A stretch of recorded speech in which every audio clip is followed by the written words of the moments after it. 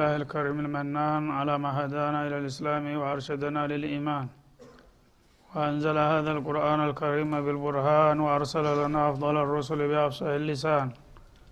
فله الحمد والشكر على هذه النعم العظيمة والآلاء الجسيمة والصلاة والسلام على خير خلق الله وخاتم رسل الله الذي قال ما اجتمع قوم في بيت من بيوت الله يتلون كتاب الله ويتدارسونه فيما بينهم إلا نزلت عليهم السكينة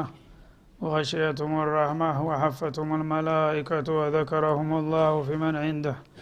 وعلى آله وصحبه ومن اهتدى بهديه وبعد. فقد وقفنا في الدرس الماضي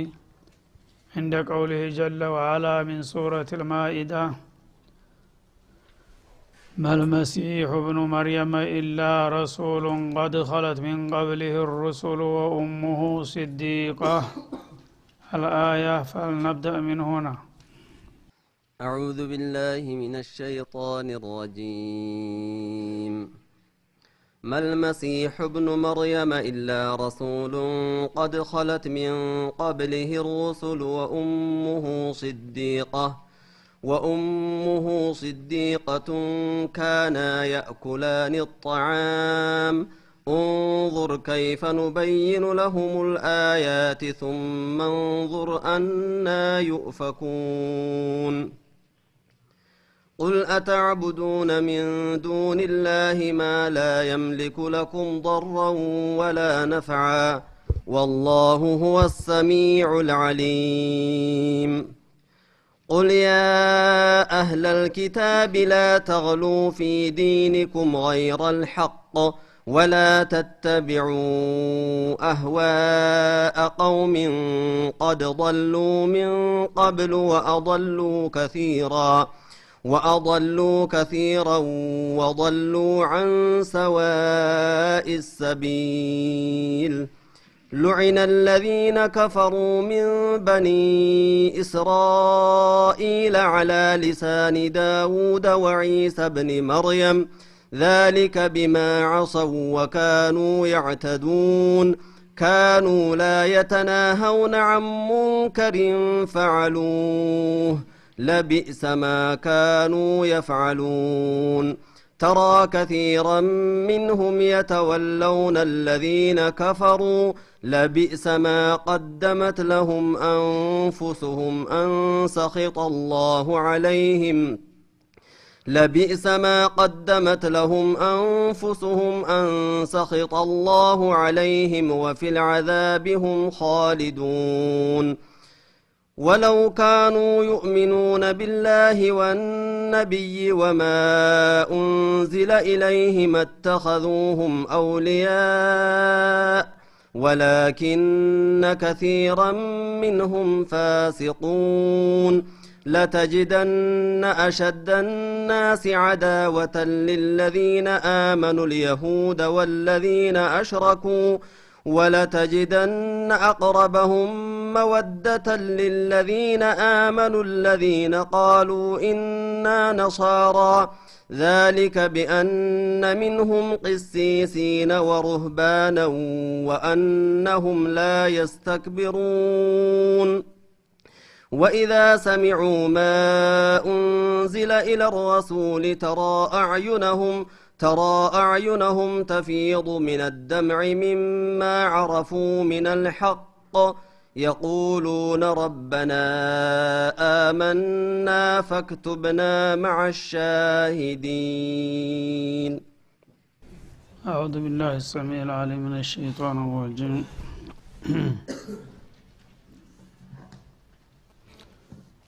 ما زال السياق الكريم ينبه المؤمنين والمؤمنات من غوائل أهل الكتاب وشرورهم وفجورهم كهلا يقتل እንደመጣው ይዘቱ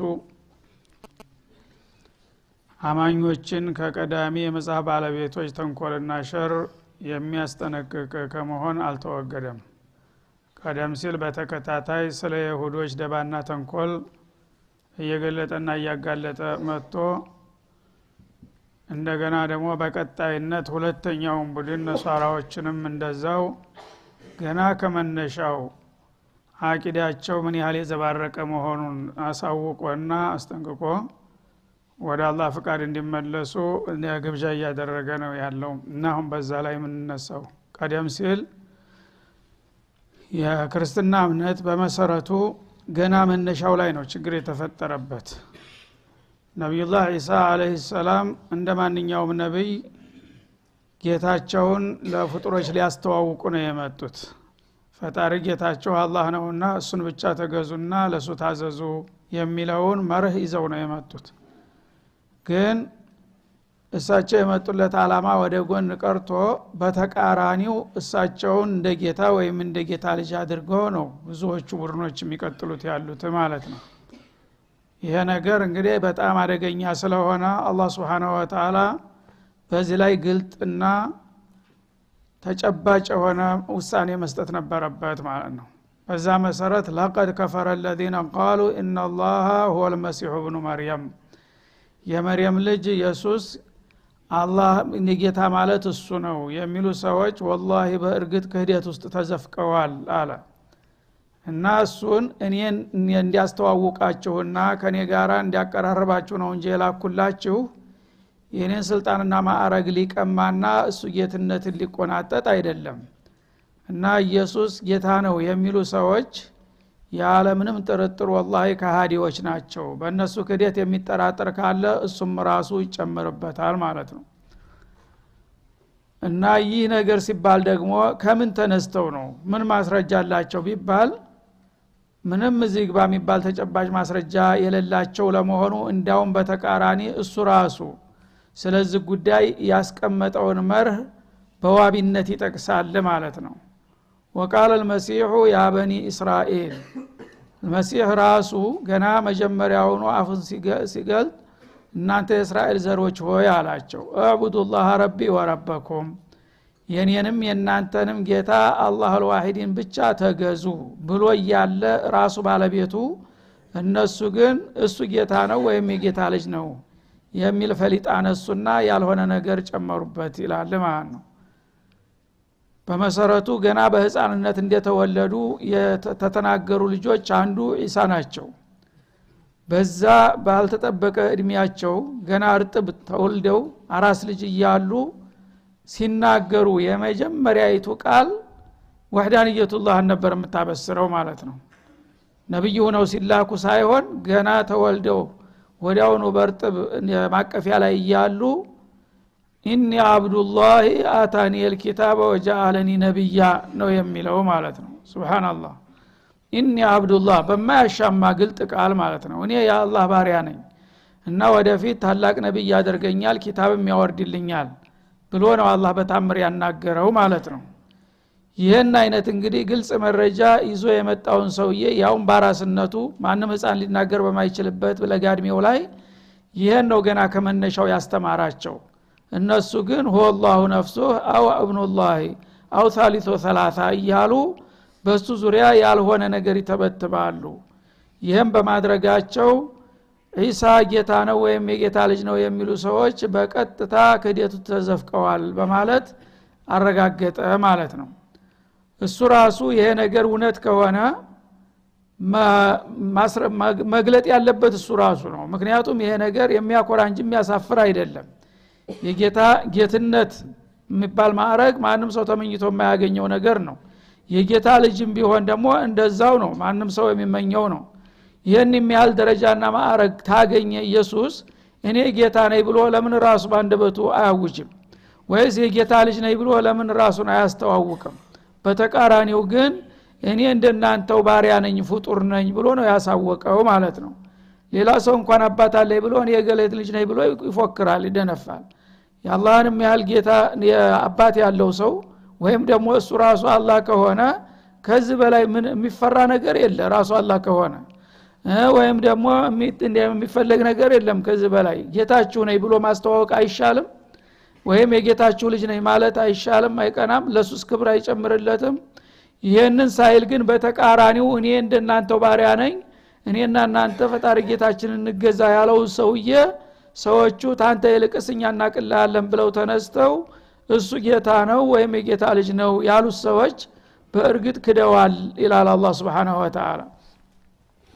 እናሱ የጌታ አለመሆኑን እንደገና እንደማንኛውም ፍጡር ባሪያ መሆኑን ማብሰር ብቻ ሳይሆን በጌታ ምንንም ማንንም ነገር ማጋራት ከጌታ ጋራ ማንንም ማዛመድ ምን አይነት አደጋ የሚያስከትል መሆኑንም በማሻማ ቃል የተናገረው እሱ ራሱ ነው። ምን ይላል? አቡዱላህ ረቢ ወረበኩም የኔንና የናንተን ጌታ አላህን ተገዙ ካለ በኋላ አያይዞ ምን አለ? ኢነሁ ቁም ነገሩ አለ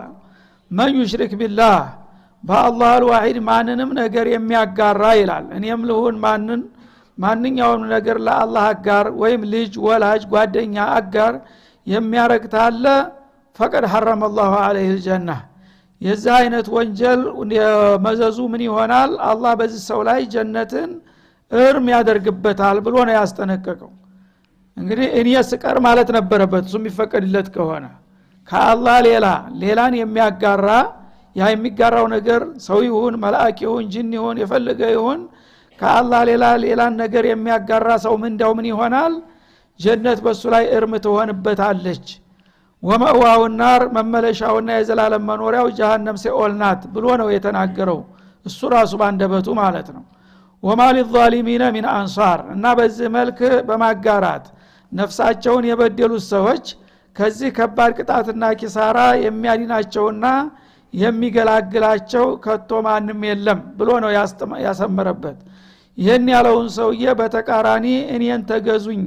ያላ አስመስለው እሱ የጌታ ልጅ ነው ወይም ጌታ ነው ወይም ሳሊስ ሰላሳ ነው የሚሉት ሰዎች እሱንም ጌታውንም አቅልንም የተጋፍተው ነው በምንም መልክ ተቀባይነት የሌለው ነገር የተናገሩትና በዚህ መልክ የተናገሩ ሰዎች በእርግጥ ካዲዎች ናቸው። የክህደትና የማጋራት ጦሱ ደግሞ እሱ ራሱ እንደገለጠው فقد حرم الله عليه الجنه ومأواهم النار ጀነት እርም ሆኖበት ለጀሃነም የሚዳረግ መሆኑ ተረጋግጦለታል ይላል። ስለዚህ እንግዲህ በዚህ መልክ ኢየሱስንም ሆነ ማንንም ያመለከ ወይም በጌታ ፈንታ የተገዛ ይህ ነው ውጤቱ በማለት ነው ያስቀመጠው ማለት ነው። ይህ መጀመሪያ እንግዲህ ጌታ ነው ወይም የጌታ ልጅ ነው በሚለው ዙሪያ ነው የመጀመሪያው ነጥብ። ለቀር ከፈለትን ቃሉ ኢነላህ ወልመሲሑ ኢብኑ መርየም ቀጥታሱ ጌታ ነው ቀጥታሱ ጌታ ነው በሚል የተለያየ ትንታኔ ያላቸው ደግሞ ወደ ውስጥ ሲገባ አንደኛ ጌታ ከሰማይ ሰማያት ወርዶ በድንግል ማርያም ተወልዶ ይልሃል ማለት ነው። ቀጥታ እሱ በሷ ማህፀን ገብቶ እንደወጣ አድርገው በቀጥታ የሚናገሩ አሉ ማለት ነው። ሌሎቹ ደግሞ ጌታ በመንፈሱ ይላሉ ማለት ነው የተሻሻልን ብለው በመንፈሱ ያው ኢየሱስን ስጋ ለብሶ ከሱ ጋራ ተቀላቅሎ ይላሉ። ያው ነው መልሶ ማለት ነው። አንድ ሴት ማህፀን ውስጥ ገብቶ ሽል ጋራ ተቀላቅሎ ተወለደ ማለት ያው ነው ያው መንት ያደረጉት ማለት ነው። ስለዚህ ይሄም ቢሆን በአጠቃላይ ይሄንን የሚሉ ሰዎች ያዕቆብያ በመባል ይታወቃሉ። የተለያዩ ቡድን አላቸው ማለት ነው። አንደኛው በቀጥታ ጌታ ተወልዷል የሚል ነው። ሌላው በኢየሱስ አካል ውስጥ ሰርጦ ገብቷል የሚለው ደግሞ መልካንያ የሚባሉ ቡድኖች ናቸው። ሌላው ደግሞ በሚቀጥለው አያት የሚጠቀሰው ለቀር ከፈረ الذين قالوا እነዛ ያሉትም እንደዚሁ والله ክደዋል ይላል። ኢነላህ ثالث ثلاثه አላህ ማለት የሶስትዮሽ ባልደረባ ነው ብለው የተናገሩትም ካፊሮች ናቸው ይላል። ማለት አንድ በተሰብ ይፈጥራሉ እነዚህ ደግሞ ማለት ነው። ጌታ አላህ ያው ዓለም ፈጣሪ ነው። ከዛ መርየምን እንደ ባለቤት አድርገው ለሱ ኢየሱስ ከመርየም የተወለደለት ልጅ ነው ይሉና ሶስት አባላት ሆኑ ማለት የኮሚቴ አባላት። ከዛ ከሶስት አንደኛው ሲሰው አላህ ነው ይሉሃል ማለት ነው። ይሄም ያው ነው እንዲያው አልሄዱም ዘወራሉ ነው ማለት ነው። እነዚህ ሁሉ አባባሎች እንግዲህ በተለያዩ ቡድኖች አንደኛው በያዕቆብያ ሌላው በነስጡርያ ሌላው በመልካንያ በሚባሉ ቡድኖች የተባሉ አባባሎች ናቸው።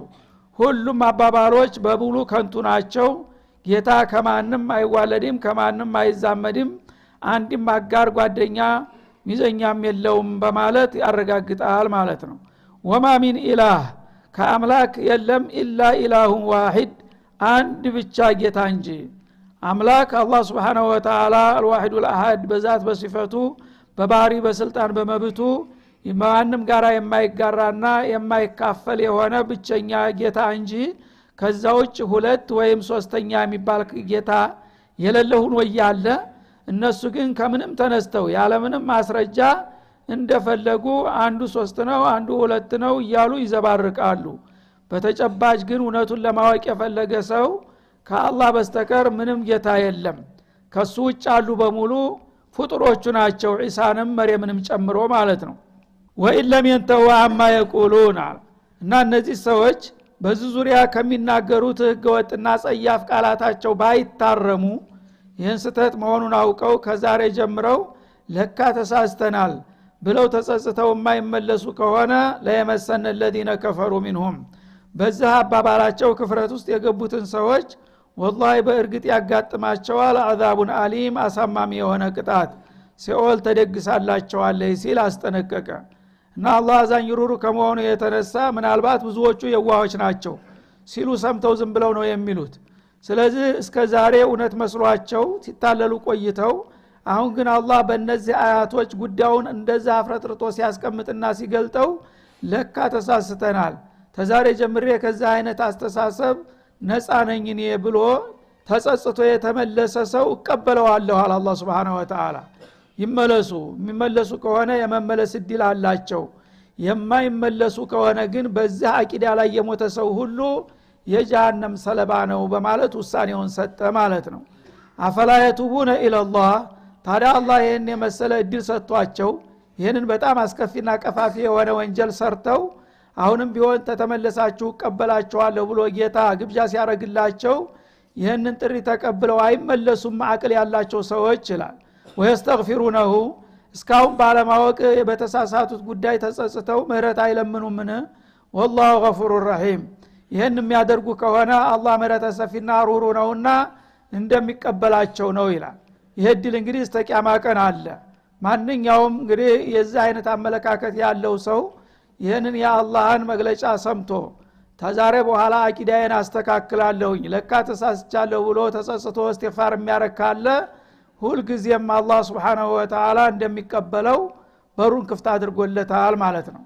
ይሄንን እድል ሰጥቶት ሳይጠቀም የቀረ ግን ያው እንደተባለው ኢየሱስ ራሱ እንዲያረጋገጠው فقد حرم الله عليه الجنة ومأواه النار የሚለው ጣፈንታው ይሆናል ነው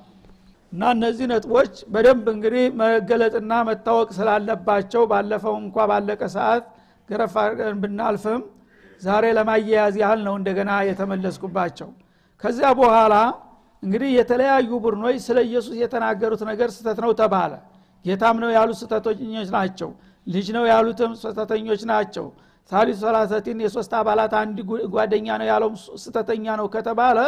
ካዳም ልታረጉት ነው የምትፈልጉት ይሉ ይሆናል እነሱ የነሱ አቂዳ ከዛ ያልፈምና ማለት ነው ሁሉን ነገር ስተት ነው ብላችሁ ምን ልታደርጉት ነው የሚሉ ከሆነ የሚሆነውን ነገራቸዋለሁ አለ መልመሲሁ ኢብኑ መርየም የመርየም ልጅ ኢየሱስ የተባለው ሰውዬ አይደለም ኢላ ረሱል ላአቀል ወላ አክተር መልእክተኛ እንጂ ሌላ አይደለም በላቸው ይላል ተመልእክተኛ ዝቅ የሚያደርጉትም ስተተኞች ናቸው ከመልእክተኛ ከፍ የሚያደርጉትም ስተተኞች ናቸው የሱ የትክክለኛ ቦታው ነብይ ሙርሰል መባል ብቻ ነው ኢላል አላህ Subhanahu Wa Ta'ala እና አዳተል ቀስር ይባላል ይሄ አልመሲሁ ኢብኑ መርየም ረሱሉን በሚለው አገላለጥ ቢገለጥ ተራገላለጥ ነው ግን መልመሲሁ የሚለው እሱ ከዚህ ውጭ ምንም ነገር አይደለም ረሱል ብቻ ነው ከረሱልነት አይወርድምም አያልፍምም ማለት ነው እና ረሱልነቱ ደግሞ ከሱ የተጀመረም ሳይሆን ኢላ ረሱሉን ቀድ خلت من قبله الرسل ከሱ በስተፊት በርካታ ነብዮች አልፈዋል የነዛ የበርካታ ነብዮች አባል የሆነ አንድ መልእክተኛ እንጂ ከዛ በታችም ከዛ በላይም አይደለም ሌሎቹ ነብዮች ጌታ ናቸው አልተባሉም የጌታ ልጅ ናቸው አልተባሉም እሱ በምን ተለይቶ ነው ከሌሎቹ ጌትነት የምትሰጡት ስለዚህ የቀዳሚዎቹ ነብዮች ቀጣይ አባል እንጂ ከዛ የተለየ ሰው አይደለምና እሱን ማንነት ልታውቁ ከፈለጋችሁ እንደ ሌሎቹ ሩሱሎች መልእክተኛዬ ነው የሚለው ብቻ ነው እውቅና የምሰጠው ይላል በእናቱ ዙሪያ ያለው ሁኔታስ እንደ ስለናቱስ ያለው የምትሉ ከሆነ ወኡሙ ሲዲቃ እናቱ ደግሞ በጣም እውነተኛ አማኝ እንደመቤት ነበረች ይላል አላህ Subhanahu Wa Ta'ala እና በእምነቷ በጣም የጠለቀች አላህ Subhanahu Wa Ta'ala ያከበራትና የባረካት ሰው ነበረች ማለት ነው ሲዲቅ ማለት በእውነተኝነት ቁንጮ የሆነች ምሳሌ የሆነች እንደሷ እውነተኛ ሰው አልነበረም ማለት ነው እና የሲዲቅነት ማለት እንግዲህ በኢማኑ ምንም ጥርጥር ቅንጣት ጥርጣሬ የሌለበት የመጨረሻ አላህ ያለውን ሁሉ በሙሉ ልቦና የሚቀበል ሰው ሲዲቅ ይባላል እንደና አቡበክር ማለት ነው ስለዚህ መርየም ቢንቱ ኢምራን በአቡበክር ደረጃ ናት ማለት ነው አቡበክር ሲዲቅ ለኛ ነብይ የመጀመሪያው ሲዲቅ እንደሆኑ መርየም ደግሞ ለልጇ ለኢየሱስ የመጀመሪያዋ ሲዲቃ በመሆን ይሄ ነው ማዕረጓ የሷም ማዕረግ ተዚህ በላይ አይሄድም ከዚህ በታችም አይወርድም ማለት ነው እና በዛ አባባል እንግዲህ ለሱም ሆነ ለናቱ ጥላቶቹም ሆነ ወዳጆቹ ከፍ ዝቅ ያደረጉትን ሚዛን ማስተካከሉ ነው አላህ Subhanahu Wa Ta'ala ይሁዶቹ ምቀኞች ከመሆናቸው የተነሳ ኢየሱስ ያላባት ስለተፈጠረ ብቻ ይችን ቀዳዳ ተጠቅመው ታዋቂ አባት ከሌለው የሻሪዕ ልጅ ነው አሉ ማለት ነው ህገወጥ ልጅ ነው ስለዚህ የዲቃላ ልጅ ደግሞ እንኳን ነብይ ሊሆን ቀርቶ በማንነቱ አፍሮ ነው መኖር ያለበት እንዴት አድርጎ ነብይ ይሆናል በማለት ከነብይነት ማዕረግ አውርደው ተተራሰውም ደረጃ በታች አድርገው አባት የሌለው መናጢ ልጅ አደረጉት ማለት ነው እነዚህም ዟሊሞች ናቸው የአላህ ነብይ ክብር ገፈዋልና ማለት ነው እንደገና እናቲቱን ደግሞ ያው በህግ ወጥ መልክ የወለደች ናት በማለት እንደ ተራ ሸርሙጣ ነው የሚያዩት ይሁዶቹ ማለት ነው እሷንም ዞልመዋታል ተደረጃው አውርደዋታል ሲዲቃ የሆነችውን ሴትዮ ማለት ነው እንደገና የሱ ተከታይነና ወዳጅነን የሚሉት ደግሞ በተቃራኒው ሁሉም ላለመጠቀም ማለት ነው በተቃራኒው እናቲቱ የጌታ ባለቤት ናት ተባለች ማለት ነው እና ተጌታ ነው ልጁን የወለደችው አሉ አንደኛው ደግሞ የለም እንዲያው የጌታ ታሊቶላ እሷ ራሷ ጌታ ናት እስተማለት ሄዱ ማለት ነው እና ሁለቱ ጌቶች ያው ተባብረው እንደ ሶስተኛ አካል ፈጠሩ ይሉሃል ማለት ነው እነዚህም ዟሊሞች ናቸው ለምን ኢየሱስንም መርየምንም ከማንነታቸው በላይ ያደረጓቸው የጌታ አባላት በማድረጋቸው ማለት ነው ጌታን ደግሞ አጋር የሌለውን ጌታ አጋር አለህ አሉ ይሄም ሌላ ስተት ነው ማለት ነው ስለዚህ እንግዲህ አላህ Subhanahu Wa Ta'ala ሁለቱንም የተለያዩ ቡድኖችን የሚገባውን ነገር አስቀመጠላቸው መርየምን እንደ ባለጌ እንደ ህገወጥ ሴት ወይም ልጇንም አባት እንደሌለው ዲቃላ ልጅ አድርገው የሚያው ሰዎች ዟሊሞች ናቸው ስተተኞች ናቸው ከዛ ደግሞ በተቃራኒው መጥተው መርየም የጌታ ባለቤት ናት ወይም ጌታ ናት ወይም ደግሞ ሳሊስ ወላስ ብለው የሚፈርጁትም ሌሎች ስተተኞች ናቸው ኢየሱስም ጌታ ነው ወይም የጌታ ልጅ ነው የሚሉትም ያው ስተተኞች ናቸው ከደረጃው በላይ ከፍ አድርገውታልና ከንቡዋ ወደ ኡሉህያ ስለሰቀሉት ማለት ነው እንግዲያው ትክክለኛው መርየም ሲዲቃ ናት አላህ Subhanahu Wa Ta'ala እውነተኛ አማኞች ባለሟሎች ብሎ ከመረቃቸውና ከባረካቸው ሴቶች አንዷ ናት ማለት ነው ግን ከባርነት ውጭ አይደለችም ልጇም ረሱል ነብይ ሙርሰል ነው ታላቅ ነብያት ከሚባሉት የበኒ እስራኤል ነብያት የተደመደመባቸው የመጨረሻው ነብይ ነው ልጇ ማለት ነው መሐመድ የዓለም ነብያት መደምደሚያ ሲሆኑ ኢየሱስ የእስራኤል ነብያት መደምደሚያ ናቸው ይህ ነው ተጨባጩ ሁኔታ ማለት ነው እናቱ ሲዲቃ ናት እሱ ነብይ ሙርሰል ነው ከዚህ በታች የሚያወርዳቸው ወይም ከዚህ በላይ የሚያዘልቃቸው ሁሉም ስተተኛ ነው ይላል ማለት ነው ከዚያ በኋላ እነዚህ ሰዎች ሰው ለመሆናቸው ማስረጃ ማቅረብ አያስፈልግም ነበር ግን አይገባኝም የሚል ሰው ከመጣ የግድ ማስረጃ መጥቀስ ያስፈልጋል ማለት ነው ስለዚህ ምን አለ ካና የኩላኒ ጧም አለ